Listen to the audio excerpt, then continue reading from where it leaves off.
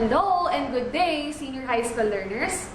This is Ma'am Shireen, welcoming you to another fun-filled, artistic, and beautiful episode of our creative writing class.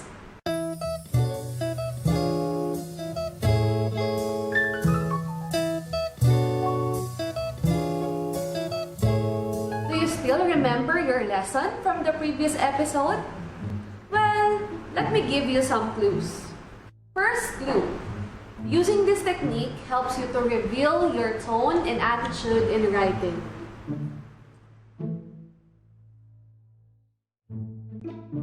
Second clue. Our topic last week is about choosing the right word to use. Are you still guessing? The third clue is, it is a 7-letter word that begins with letter D and ends with letter N. Do you remember it now? Our topic last week is diction. Diction is the process where you choose words properly. From your lesson last episode, you discussed the 6 tips that will help you improve your word choice. And these tips are: first, use strong and exact verbs. Second, use specific words. Third, use a specific color. Fourth, avoid cliches. Fifth, be concise in using words. You can do it by avoiding wordiness and redundancy. And finally, you should use adjectives and adverbs appropriately. After recalling everything that you have learned about diction, let us move to another useful and exciting lesson, which is about using figures of speech.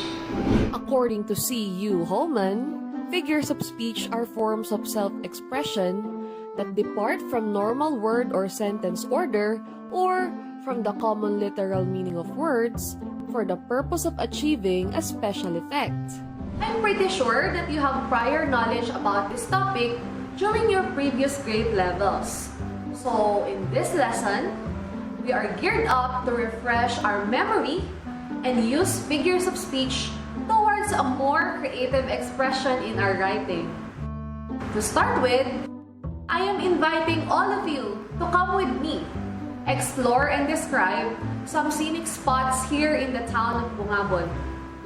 As we go over our tour, do not forget to write down descriptions that we will be making. Let's go!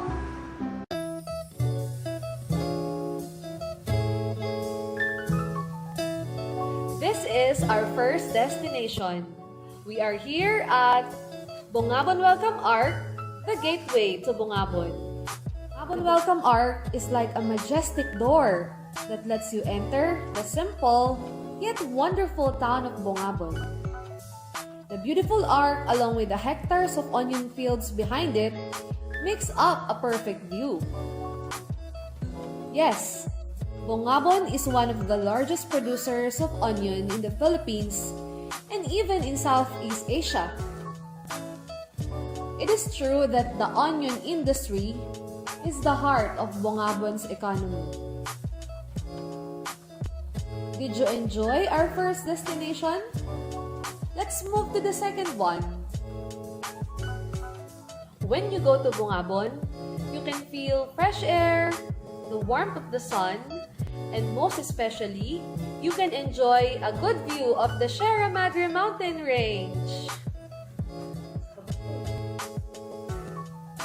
The challenging bike trail of Sierra Madre is waving at the bikers who wish to go on an adventure. Anyone can surely enjoy the trails, trees, and trek offered by the mountains. A lot of tourists, bikers, and riders from nearby towns and provinces come here every day to relieve their stress and enjoy a time with nature. Do you love this view? You will surely enjoy the next one more. Let's go up to reach our last destination.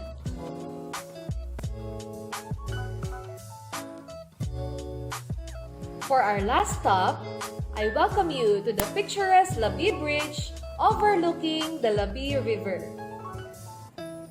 The view from the Labi Bridge is so peaceful, I can stay here forever. I love the view of the mountains, the whisper of fresh air, and the gushing sound of water in the river. After seeing all those things, I can truly say that it's really fun to be here in Bungabon. I hope you enjoyed our short trip. Now, let's go back to our classroom to learn more about figures of speech. Did you enjoy our nature trip in the scenic spots of Bungabon? If you did, then I'm glad to be part of your adventure. Now it's time to recall the descriptions that we have made during our trip. The Bungabon Welcome Arc is like a majestic door that lets you enter the simple yet wonderful town of Bungabon. The onion industry is the heart of Bungabon's economy. The challenging bike trail of Sierra Madre is waving at the bikers who wish to go on an adventure.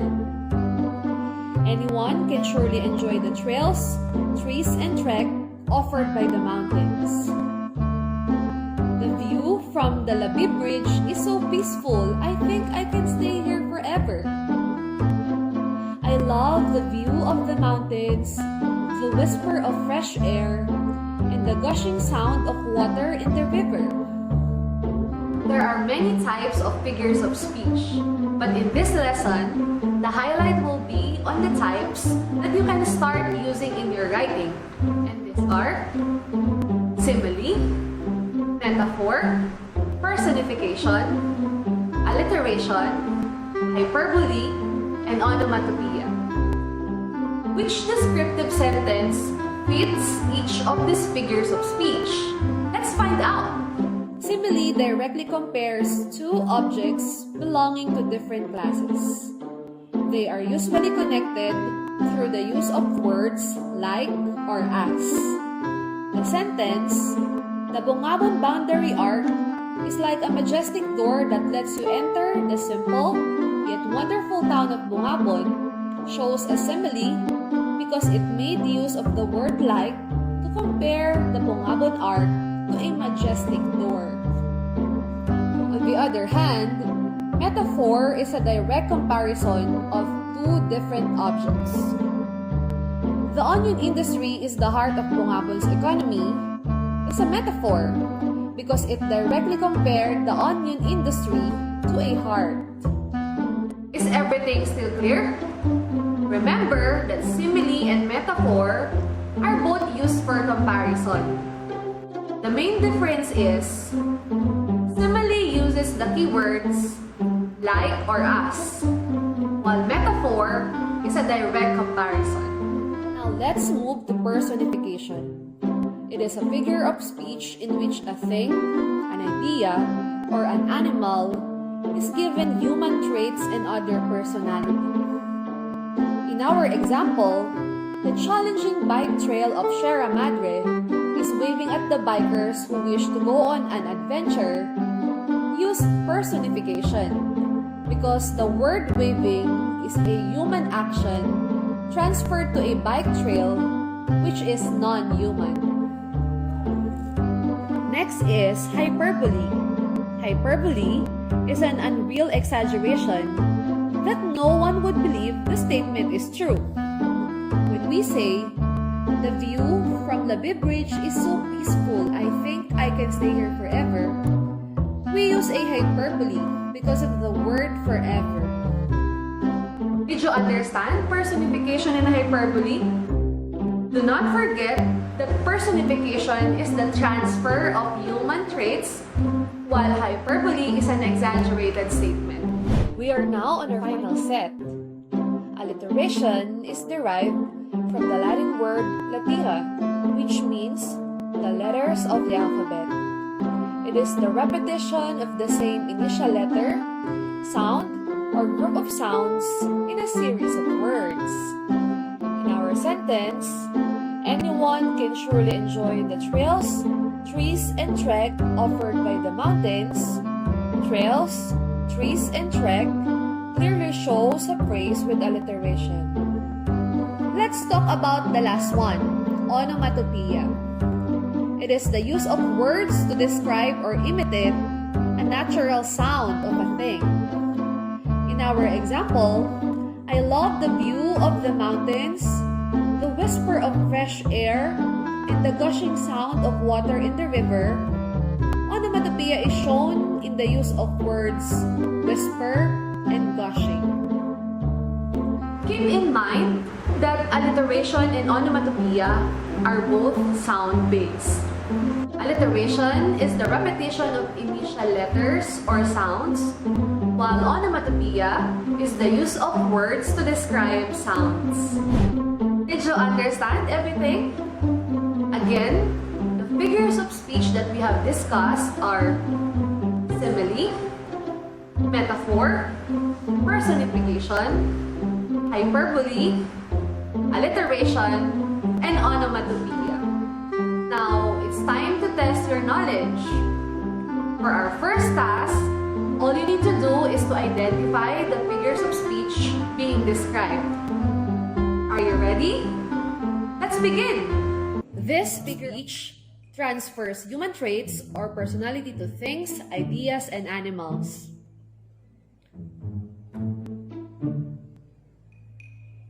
The answer is personification. Very good. Let's move to the next one. This figure of speech is a direct comparison between two different things. If your answer is metaphor, then you're right. Which among the figures of speech makes use of a word to describe or imitate a natural sound of a thing? It is onomatopoeia. Nice one. Were your answers all correct so far? Try this one. Which figure of speech uses like or as to compare two different things? If your answer is simile, then you are correct. Let's have the fifth one. It is a figure of speech that uses an unreal exaggeration that no one would believe the statement is true. The correct answer is hyperbole. Amazing! You got it right. And for the last one, which figure of speech uses the repetition of the same initial letter, sound, or group of sounds in a series of words? It is alliteration. Did you get it perfectly? Good job! You did great finishing our first task. Now let's move to the second one. In this task, you need to identify the figures of speech used in the literary lines that will be read and flashed on your screens. Just remember what we have discussed, and you will surely answer this with ease. From the Sun Also Rises by Ernest Hemingway. The cafe is like a battleship stripped for action.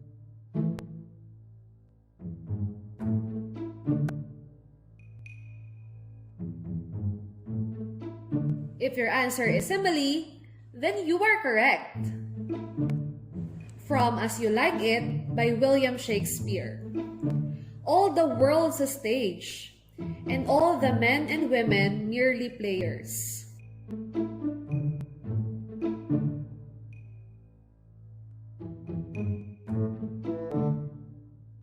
If you say metaphor, good job!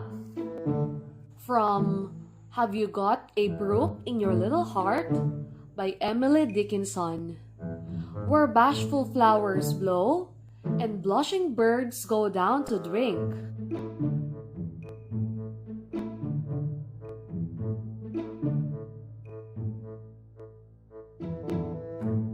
If your answer is personification, you're doing great.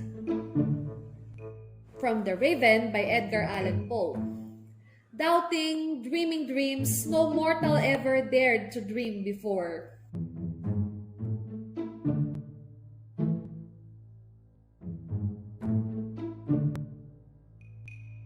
If you say alliteration, very good. From The Tempest by William Shakespeare. Hark, hark! Bow, wow! The watchdogs bark.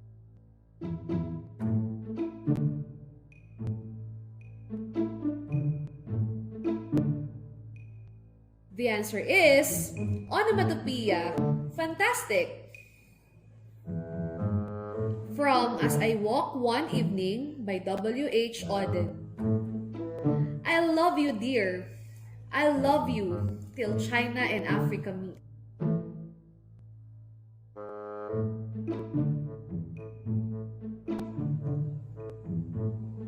If you say hyperbole, well done!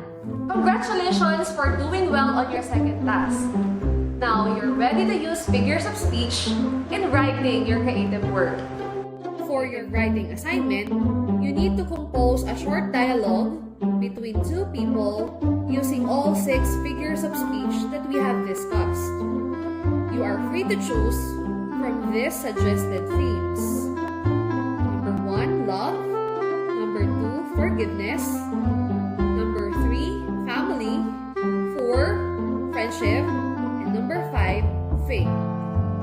To wrap up today's learning journey, let me share you these beautiful words from William Wordsworth. Fill your paper with the breathings of your heart. Indeed, good writing comes not only from our rich mind, but also from the depths of our hearts. Thank you for staying with me while we learn figures of speech this episode. In behalf of DepEd Nueva Ecija TV, where learning is made more possible. This is Ma'am Shireen. Thank you for watching. Have a great day!